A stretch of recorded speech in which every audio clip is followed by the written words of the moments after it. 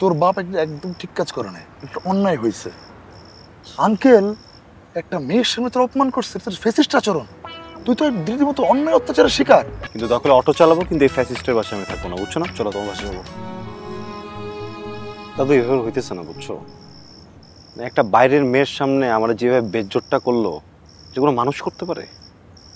আমি ডিসাইড করে ফেলছি, আমি এই বাপের সাথে থাকবো না, আমি অন্তত তোমার বাড়িতে যে থাকবো, ঠিক আছে? চলো। আরে ওয়েট, তোর বাপ একদম ঠিক কাজ করে না, একটা অন্যায় হয়েছে। আঙ্কেল একটা মেয়ের সামনে তোর অপমান করছে, তোর ফ্যাসিস্ট আচরণ। তুই তো দিদির মতো অন্যায় অত্যাচারের শিকার। তাহলে বাপ আসলে একটা ফ্যাসিস্ট, শুধু অন্যায় করে যাবে সারা জীবন, আর আমরা কিছুই বলতে পারবো না, বুঝছো? শোনো, আমি একটা কথা বলি, হ্যাঁ? আমি মানি নেই ফ্যাসিস্ট, থাকবো না ফ্যাসিস্টের বাড়িতে, তোমার বাড়িতে থাকবো। চলো। আরে যাবি তো, মাথা ঠান্ডা কর। আবার কি? শোন, এই পুরো সাম্রাজ্যের উত্তরাধিকার কে? আমি। উনি না থাকলে এগুলোর মালিক কে? আমি। তো তুই যদি এখন বাড়ি থেকে বের হয়ে যাস, তুই তোর অধিকার থেকে বঞ্চিত হবি। শোন, তুই জাস্ট ওয়েট কর। তোর বাবা তো আর ইনভিজিবল না, সুপারম্যান না, সারা জীবন বেঁচে থাকবেন না। হ্যাঁ, ওই পর্যন্ত ওয়েট কর, একদিন তোর সময় আসবে, সেদিন তুই খেলে দিবি। হ্যাঁ, সময়কে আসতে দাও, খেলে দিবা না, ওটা সমস্যা নেই। কিন্তু দখলে অটো চালাবো, কিন্তু এই ফ্যাসিস্টের বাসায় আমি থাকবো না, বুঝছো না? চলো তোমার বাসায় যাবো। আরে না না না রে বাপ, এভাবে হয় না রে বাজান, এভাবে হয় না। তুই একবার ভাব, তোর বাসায় একটা মা আছে, তোর জন্য অপেক্ষায় থাকে। মা, মাকে ছাড়া থাকবে কি করে? তুই থাকবে কি করে? তোর মা, তোর কি মায়ের জন্য টান আছে না? তোর মার তো তোর জন্য অনেক টান, ভালোবাসা। পারবি? কিন্তু দাদু, তারপরও মানে আমি এই বাড়িতে থাকবো, ওই ভাড়াটিয়া মেয়েটাও এই বাড়িতে থাকবে, নামতে উঠতে দুজন তো মুখোমুখি হবো, তাই না? চোখাচোখি কিভাবে করবো? কিন্তু চোখ মিলাতে পারবো না লজ্জায়। একটা আইডিয়া আসছে। তুই এখন কই আছিস?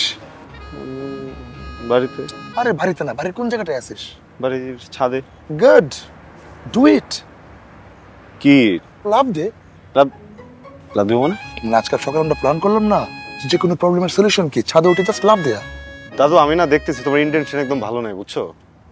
তোমার বাসায় তুমি থাকতে দিবা না দেখা অনেক নাটক করলে, এতক্ষণ আমি বুঝাও না বোঝার ভান করছি, যেটা ঠিক আছে। কিন্তু এখন তুমি আমার লাভ দেয়া মাইরা, তোমার লাভটা কি আমার বলো তো? আমি কোথাও যাবো না। I love my dad, I love my mom, আমি তাদের সাথে থাকবো এখানে, কোনো সমস্যা নেই। তুমি যাও এখন এখান থেকে। আচ্ছা যাচ্ছে। তুই তো সকালে টাকা চাইছিলে, কিন্তু প্রয়োজন আছে? হ্যাঁ দাও। না, তো তো ইন্টারভিউর জন্য প্রয়োজন ছিল, এখন তো দরকার নেই। থাকতে পরে দেখাল দেবো না, আর যেটা বলছি এটা ভেবে দেখ। হ্যাঁ,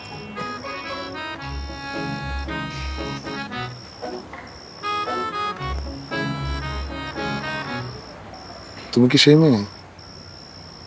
কোন মেয়ে? যার জন্য লজ্জা পাচ্ছে?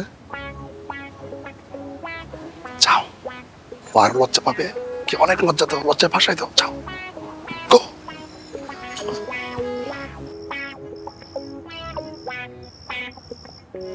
আপনার সাথে 1 মিনিট কথা বলা যাবে?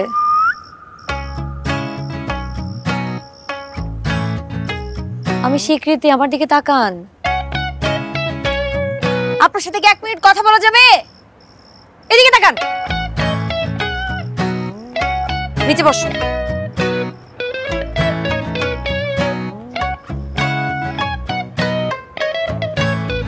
আপনি আসলে অনেক ভাগ্যবান, আপনার বাবা এখনো আপনাকে বকাঝকা করে।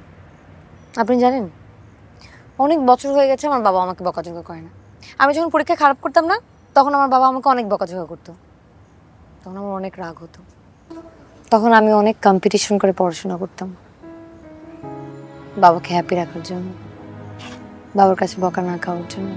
কিন্তু এখন আমাকে দেখেন, কত বছর বাবা আমাকে বকাঝকা করে না। এখন আর বাবার ভয়ে চাপ নিয়ে কোনো কিছু করতে ইচ্ছে করে না।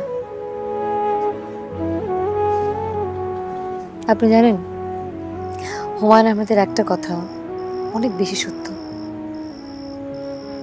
এই পৃথিবীতে হাজারটা খারাপ মানুষ আছে, কিন্তু একটা খারাপ বাবাও নেই।